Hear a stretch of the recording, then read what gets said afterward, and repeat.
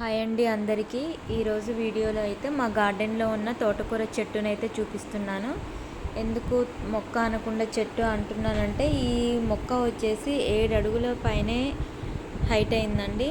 నేను ఎప్పుడైనా గార్డెన్లో ఒక తోటకూర మొక్కనైతే వదిలేసుకుంటాను విత్తనాల కోసము. చాలా హెల్తీగా పెరిగింది మొక్క కూడా. ఎప్పుడైనా ఒక మొక్కను వదిలేసుకోవాలండి మనము గార్డెన్లో.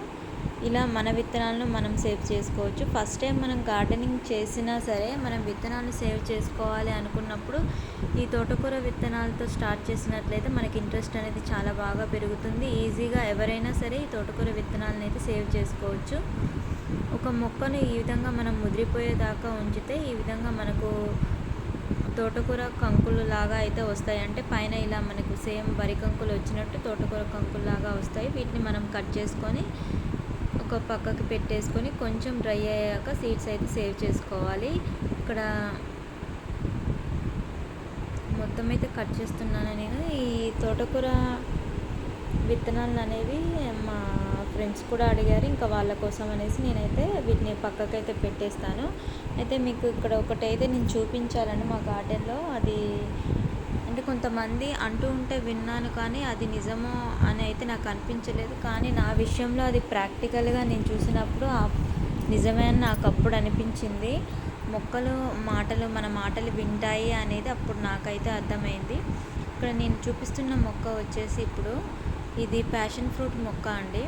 నేను ఈ మొక్క వేసుకొని 9 నెలల పైన అయింది. ఎప్పుడు చూడు ఈ మొక్క ఈ విధంగా నిండుగా పెరిగి పచ్చగా ఉంటుంది, కానీ పూత రావట్లేదు అని ఎప్పుడు నేను దాన్ని అంటూ ఉండేదాన్ని. ఈసారి మాత్రం నువ్వు పూత కథ రాకపోతే నేను తీసేస్తాను అనేసి అన్న నాకు ఒక 1 వీకే చూడండి ఏ విధంగా అంటే ఇప్పుడు నేను తోటకూర కట్ చేస్తుంటే నాకు ఇవి అయితే కనపడ్డాయి. అసలు నిజంగా నేను షాక్ అయ్యాను.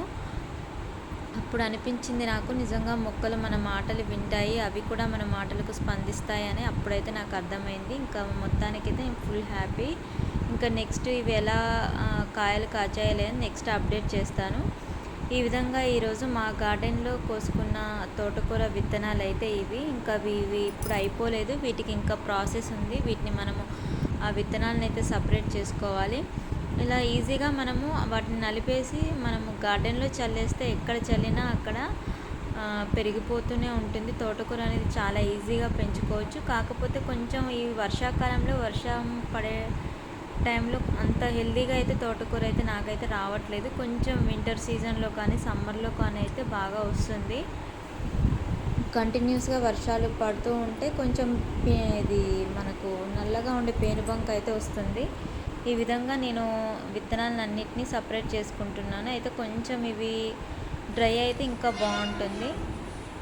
ఇంకొక 5 డేస్ అలా డ్రై చేసి మళ్ళీ నేను విత్తనాలను అయితే సపరేట్ చేసుకుంటాను. ఇవి కొంచెం ఇట్లా బ్లాక్ కలర్లో ఉంటాయి చూడండి గింజలు. ఈ విధంగా ఈ తోటకూర విత్తనాలు అనేవి ఈ విధంగా నేను నెక్స్ట్ 5 డేస్ తర్వాత మంచిగా సపరేట్ అయితే చేసుకున్నాను.